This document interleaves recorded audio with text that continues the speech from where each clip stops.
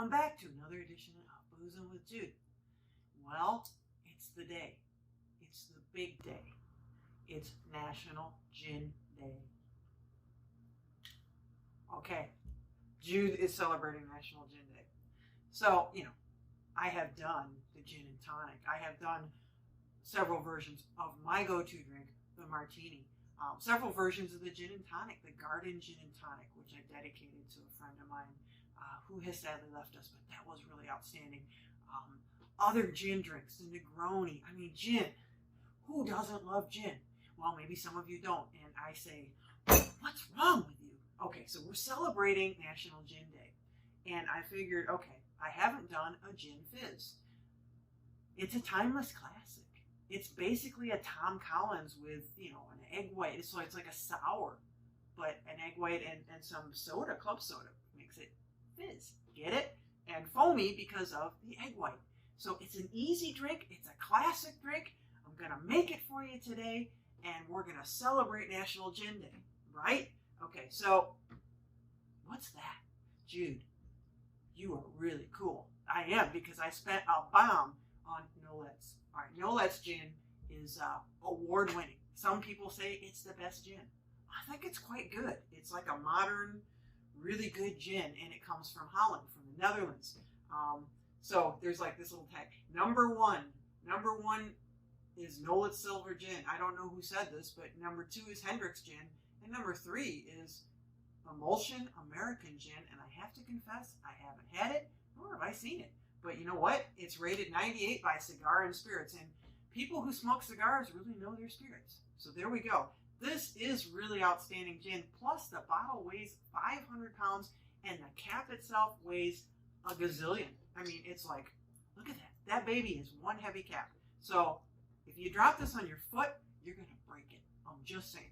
So I'm going to show you how to make the lovely, refreshing gin fizz. And today, perfect, because you know what? It's like 150 million degrees outside.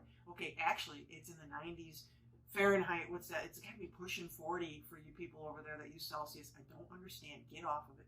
So we're going to do this in a Collins glass because it is like a Collins. I got my Collins glass chilling.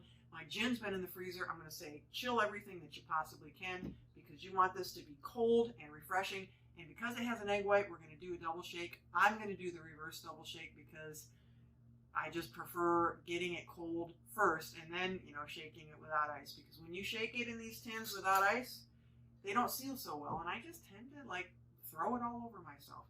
So we're going to shake it without the egg. And of course, we're not going to put the club soda in it until the end. We're going to top it with it. Because you know what, folks? I think you know this, but if you put club soda in a tin with ice and you shake it, you're going to have a bit of a mess. It'll be very foamy, that's for sure, but maybe not the kind of foam you're trying to get to. So here we go. This is an easy drink. It's a piece of cake. I'm going to take my, isn't that beautiful? I'm going to take my jiggers and we're going to go for it. And say, ooh, Bob's your uncle. So we're going to start with, let's move this over here so everybody can see. We're going to start with 2 ounces of this. Use a good gin. Use a gin you like. Do not, sometimes with cocktails where there's a lot of things mixed in, you can kind of get away with a lesser gin. But you know what? Use a good gin. Don't skimp on this one. If you don't like the gin, don't put it in your drink. That's what I've got to say. So I have to say, do I like the gin? I think this is outstanding gin. I wish I could afford to drink it every day of the year. But then that might say something about me. We're not going there. So 2 ounces of our Nolet's gin into the tin. Man, this is good gin. It's from Schiedam, Holland. I don't know. Schiedam. Folks in the Netherlands, you have big words. I would not want to be at a spelling bee. I don't know how to pronounce your language. But all credit to people in Holland. I've been there several times, many times, in fact. And you know what? I didn't come across anybody who didn't speak multiple languages. Very impressive. Okay, so we got our gin in there. What does that have to do with this? I don't know. Okay, so we're going to put the sour in. So we're going to do 1 full ounce. Yes, we are. 1 full ounce, 1 full ounce of freshly squeezed lemon juice. Here we go. Because it's a sour and a fizz, and you're going to love this. Trust me, this is a great drink. So 1 full ounce of that baby. Put that over there, and then take your simple syrup, which if you ever watch this show, and even if you don't, you should know. Simple syrup, 1 part sugar, 1 part water. Warm it up till the sugar melts. so that you don't have to put sugar in there that doesn't dissolve. You know, it's easier to sweeten your drink this way. And we're going to do 3/4 of an ounce of simple syrup. So we're trying to counteract the sort of tartness of that lemon juice. And there we go. I like it tart, so I'm not going to do 1-to-1, and you could even do a little bit less depending on how tart you like it. Okay, so there we go. There's the 3 drinks we're going to shake with first.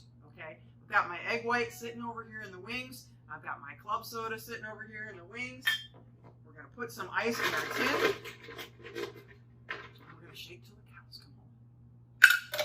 Just going to shake it to get it cold, and then we're going to strain it, and then we're going to dry shake it with the egg in it. Okay, so here we go. Get ready. Here we go, folks. You know what? It's really hot. I'm already like perspiring, and this is really going to make me perspire more. But you know what? I'm here for you. I sacrifice for you.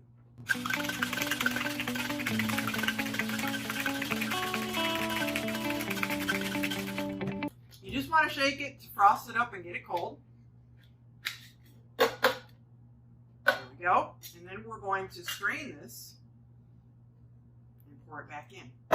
So, like I said, you know, what seals this Boston shaker is the cold. And if you do the dry shake first and it's not cold, sometimes it don't seal. You know, it doesn't seal because Judy's not a bartender. She's just somebody who makes drinks at home and drinks them. So I don't always, you know, do that right. So I'm just gonna do this. Gee, it would be nice if I had somewhere to throw my ice. I didn't really plan on that. Let's get it all in there. And then I'm gonna like discard my ice, and it'll be like magic, because the next time you see me, I'll be sitting here and the ice will be gone. And voila, no more ice in here. Okay, so now we're going to take our egg white, which I have already separated. It's such an unattractive, gross thing, but it makes the drink. We got to put the egg white in. Folks, use a very fresh egg. Make sure that it's refrigerated, and you'll be okay. If you're really nervous about the egg, guess what? You're not going to want to make a sour fizz. You can use pasteurized egg, or you can get that, like, the egg white stuff that you buy. I've used it. It makes me a little uncomfortable because it doesn't foam up as much. Anyway, so here we go. Now we're going to shake it again. Hope it stays sealed. And we're going to really give it a shake because we got to emulsify that egg in there.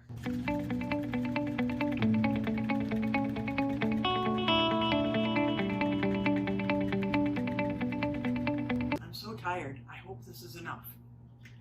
Okay. Whew, that was tiring. Here we go. Okay, so it looks pretty foamy. Outstanding. Now, let's get everything out of the way. Get my Collins glass. We don't need to strain it because, I mean, you could double strain it if you want to kind of, if there's any like little egg bits that didn't, or any like pulp from the lemon juice. But I've strained my lemon juice. I think I've emulsified my egg. I'm going to pour it in a Collins glass. It's very foamy. And we're going to save just enough space to then take our club soda, and I'm using Schweppes here. That's fine. Take your pick, and we're just going to top it because that's going to fizz it. That's why we call it a fizz instead of just a gin sour. This is the difference. Whew! Look at that baby go. Now, to be truthful, I would have liked a little bit bigger glass because I still have some of this left in here, and I'll probably end up pouring it in there and drinking it later. And I'm going to take just a little lemon thingy. What do we call this game? Twist. Give it a little squeeze, give it a little twist. Bob's your uncle. No, Bob's not your uncle. Get in there, you little bugger. Ladies and gentlemen, happy National Gin Day. And I suppose we're talking about the United States. We say national. I don't know. I don't think it's International Gin Day. But you know what? In some countries I've been in, Great Britain, every day is an International Gin Day, right? So here's to you guys. Salute.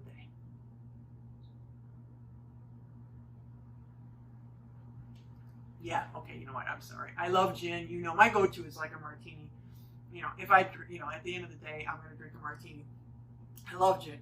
But you know what, on a day like this, when it's like 5 gazillion degrees, this is so good. It's like lemony and tart and sweet a little bit and refreshing. And you can just do this. And, you know, poor Max. She's laying down there. She's dying. I have the air conditioner on. It's going to be so expensive at the end of this month. But, you know, she's a little double-coated, black coat, the sun's hitting her. she's like an old dog all of a sudden. So I wish I could give her some of this, but I can't because that would be like animal abuse. Anyways, happy National Gin Day, folks. Try this one. It's easy. You're going to love it. Look how foamy and fun it is. And we'll see you next time on Boozing with Jude. As always, thanks for joining.